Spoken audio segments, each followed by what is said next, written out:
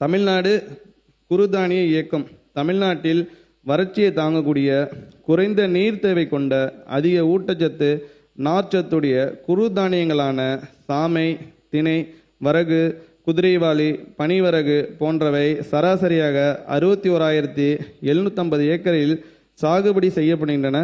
இந்த நிலையில் குறுதானியங்களின் சாகுபடி பரப்பை 2 மடங்காக அதிகரிக்கும் நோக்கில் 2026-27 ஆண்டில் தமிழ்நாட்டில் 29 மாவட்டங்களில் தமிழ்நாடு குறுதானிய இயக்கம் செயல்படுத்த 7,61,00,000 ரூபாய் மாநில நிதியிலிருந்து ஒதுக்கீடு செய்யப்படும்.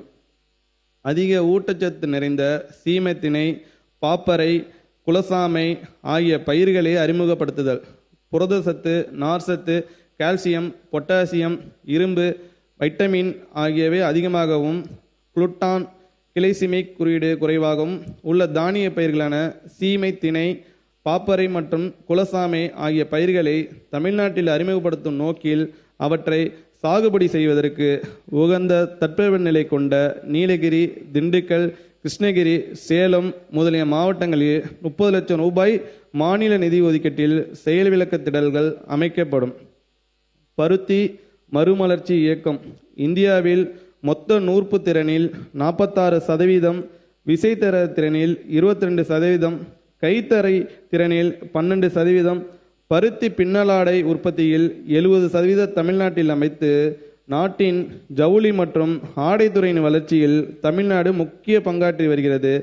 வெள்ளை தங்கம் என்றும் கிங் ஆஃப் ஃபைபர் என்றும் அழைக்கப்படும் பருத்தி தமிழ்நாட்டில் சராசரியாக 3,14,000 ஏக்கர் பரப்பில் சாகுபடி செய்யப்பட்டு 2,50,000 பொதிகள் உற்பத்தி செய்யப்படுகின்றன.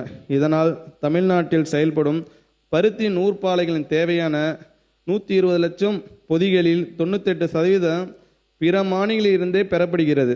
எனவே பருத்தி உற்பத்தியினை அதிகரிக்கும் நோக்கில் உயர் விளைச்சல் தொழில்நுட்பங்களான அடர் நடவு, நெருக்க நடவு, ஒருங்கிணைந்த பயிர் மேலாண்மை, நுனி கிள்ளுதல் ஆகியவற்றோடு வருமானத்தை பெருக்கும் நோக்கில் மிக நீண்ட இலை பருத்தி சாகுபடி, ஊடு பயிர் சாகுபடி ஆகியவற்றையும் ஊக்குவிக்க பருத்தி மறுமலர்ச்சி இயக்கம் 2026-27 ஆண்டு முதல் 5 ஆண்டு திட்டமாக செயல்படுத்தப்படும். நடப்பாண்டில் 73,360 ஏக்கர் பரப்பளவில் 27,21,00,000 ரூபாய் ஒன்றிய மாநில அரசின் நிதி ஒதுக்கீட்டில் 40,000 பருத்தி விவசாயிகள் பயன்பெறும் வகையில் இத்திட்டம் செயல்படுத்தப்படும். மக்காச்சோள உற்பத்தி மேம்பாட்டு திட்டம் தமிழ்நாட்டில் கோழி தீவனம் மற்றும் எத்தனால் தொழிற்சாலைகளில் மக்காச்சோளம் முக்கிய மூலப்பொருளாக பயன்படுத்தப்பட்டு வருகிறது. நாளுக்கு நாள் அதிகரித்து கொண்டே வரும் மக்காச்சோளத்தின் தேவையை நிறைவு செய்து விவசாயிகள் நல்ல வருமானம் ஈட்டிடும் வகையில் 2026-27 ஆண்டில் மக்காச்சோள உற்பத்தி மேம்பாட்டு திட்டம் 3,47,000 ஏக்கர் பரப்பளவில் 1,39,000 விவசாயிகள் பயனடையும் வகையில் 36 கோடி ரூபாய் ஒன்றிய மாநில நிதி ஒதுக்கீட்டில் செயல்படுத்தப்படும்.